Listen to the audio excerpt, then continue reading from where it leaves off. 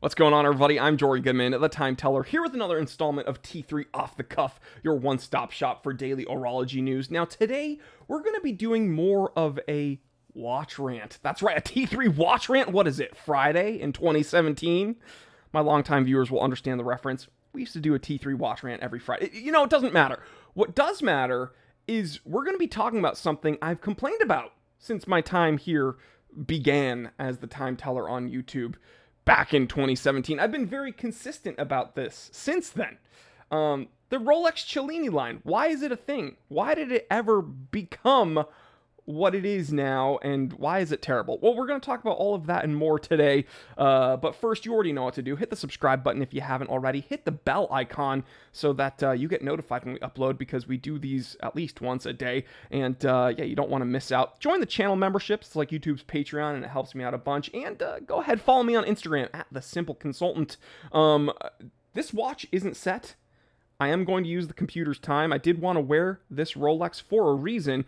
It is 1:45 p.m. Let's get down to business. Now, this watch, my Rolex Date 1500, signifies one of the best parts of Rolex.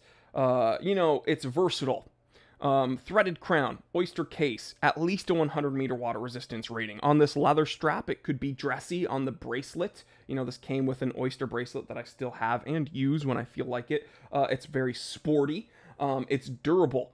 You know, one of the first, well, actually, literally the first episode I ever made here on YouTube was about my Rolex 2940, my beloved bubbleback. I still own it. It's one of my favorite watches in my collection. That was marketed at the time as like a one-watch solution, right? Oyster case, threaded crown. You could wear this if you take your family to the lake for the weekend. You go fishing, you jump in the water. You don't have to worry about it. Hey, you don't have to take it off when you go to work. It's a rough and tumble watch, right? We have the system. We have this patent for a threaded crown that goes into the case. The case is sealed. It's very, very tough. This is your one watch solution, because here at Rolex, we are versatile. We are all about versatility.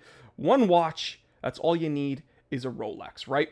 Well, something changed in the 1960s, and it's all thanks to someone named Benvenuto Cellini. Hey, born in 1950 in Florence. 1950, I said. 1500. He was not born in 1950. He was born in the 1500s. Things changed around the 1950s. Well, not 1950s, like 1960s. Did I confuse you guys yet? Stick around, it'll get worse. Benvenuto Cellini was a sculptor. He was a goldsmith. He was an author. He was one of these very prolific, artistes in Italia back in the 1500s. I think, this is Perseus. Yep, Perseus and Medusa. Very, very cool. Very metal of him. I guess Rolex around the 1960s used his name to come out with the Cellini line. Now, when you Google Rolex Cellini, you'll see that these are, like, there's no oyster cases to be found here. These are all dress watches. They're all dressy. There's some square watches. Rolex isn't known for rectangular watch. Where's the oyster cases? I'm scared! I'm going to explain all of this, okay? Remember at the beginning, before I just went psychotic on you, I explained the versatility of this Rolex Date 1500. Rolex predominantly is a tool watchmaker. Whether you like it or not, they are a tool watchmaker. Whether it be a Submariner, something like a GMT Master Series, even a Date or an OP or a Day Date. These might look like refined luxury watches, but they are tool watches. These are sporty watches. And yes, you can dress them up by putting them on leather straps. Like, you can put a president on a leather strap. It's still a tool watch. You can put this Date on a leather strap. It's still a sporty tool watch, especially for the time that this was designed. Believe it or not, my bubbleback is kind of even a tool watch. And in the 1960s, their marketing director, Rolex's marketing director, Sir René, what's his name? René Paul Jeanneret. He came up with this philosophy of not owning one Rolex anymore, Owning one Rolex, screw it. It's for peasants. We want people to buy more of our products. What about having numerous watches that will suit you in any occasion? So you see, you need to have multiple Rolexes. So what we're going to do is come out with a refined, elegant, luxury-based dress watch only series. And we're going to use the Cellini name. It's interesting because Rolex ends up like discontinuing pretty much every Cellini they produce. They produce it for a little while and then they immediately discontinue it. They don't keep the designs for as long as they do with their, main catalog. Like GMT Masters have been around for a while. They're now on the GMT Master 2. Rolex Explorers have been around for a very long time. They're now into multiple iterations of the Explorer 2. Submariners, been around forever. Oyster Perpetuals, been around forever, right? These tool watch, these sporty watches have been around for a very long time, and really it's only like these Sky Dwellers that are like these newer things, the Yacht Masters that are like these kind of newer things. But everything else has been around for a very long time. But the Cellinis, they don't stick around very, very long. And it's because they're just really not popular. I think it's interesting that they chose this new, philosophy of having multiple watches instead of just one Rolex.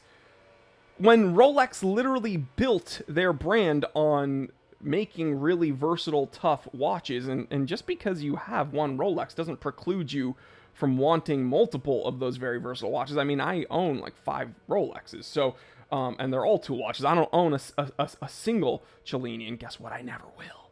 Or will I? We're going to be talking about that in a second. What's interesting is a lot of these Cellinis are really ugly. Like these vintage ones, this is not technically a Cellini. This is a Rolex Prince, and that's Al Capone. Al Capone famously wore a Rolex Prince.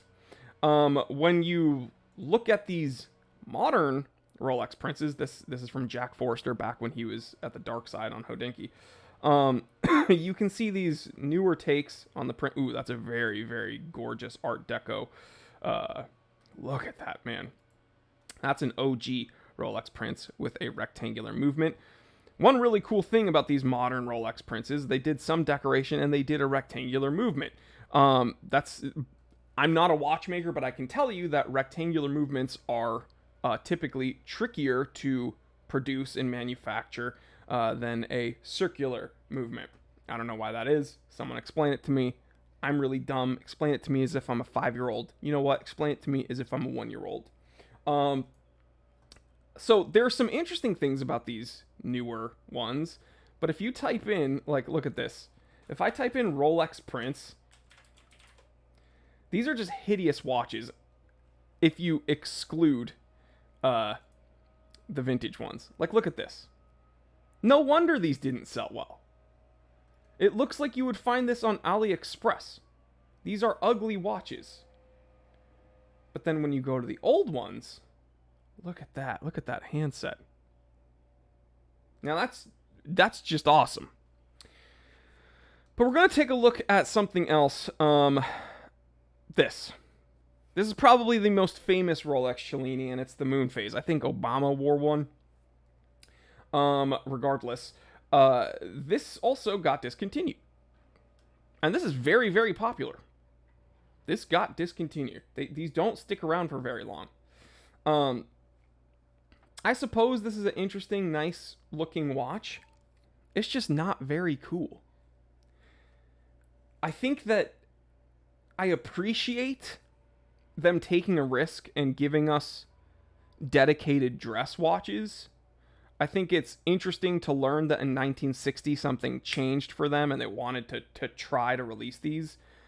I think for the most part, again, when we look at these Rolex Cellinis, unless it's the very, very vintagey ones like the old King Midases or this Cellini with the pyramid case, there are some that are very interesting, but a lot of them are just hideous, especially the ones that came out within the last 10 years. Like, this is a horrific dial. I have no idea what they are thinking with some of these more modern Cellinis. it's grotesque. This actually looks like my SARY Presage with that kind of sunburst textured pattern. Very, very cool.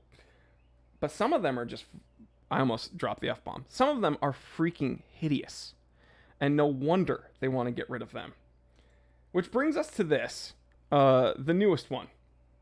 Introducing Rolex Cellini is dead, make way for the new Perpetual collection. This is not technically a Cellini, right? Because they discontinued everything. But it is. But it kind of is. And I'm going to be honest, this is the closest thing I will ever be interested in when it comes to a modern Cellini. There's something very, very aesthetically pleasing because it is very vintagey with the small seconds and with that hand set, the hour hand, the loop hour hand is very, very cool. What does he say? He mentions Obama here. Who wrote this? Oh, it's a woman. Oh, it's a woman. Never mind. I don't want to read this anymore. I'm just kidding. The modern Cellini was a watch. How do I say this politely? Got a lot of flack. Barack Obama may have been the only person of note to ever publicly wear one. Well, that's not true. The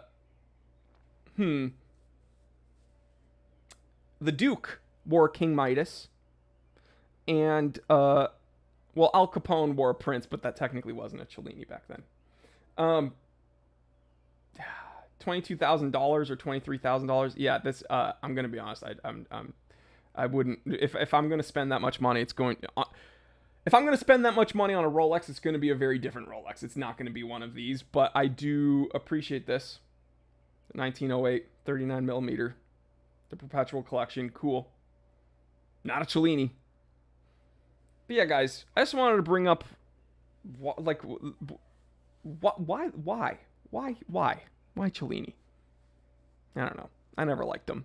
This was just a little stream of consciousness rant I wanted to share with you guys. Let me know in the comment section, was there ever a Rolex Cellini, like a modern one, like one that came out within the last, I'll say 15 years, that you actually thought was cool? Other than the moon phase? Oh my god, that is going to be a difficult question for some of you out there. In the last 15 years, has there been a Rolex Cellini that you liked that wasn't the moon phase? Leave me that comment and let me know. I will catch you on the next one. Stay happy, stay healthy, stay blessed. I'm Jory Goodman. At the time telling, always remember, I didn't invent time. I just tell it. Love you guys. Happy 4th of July.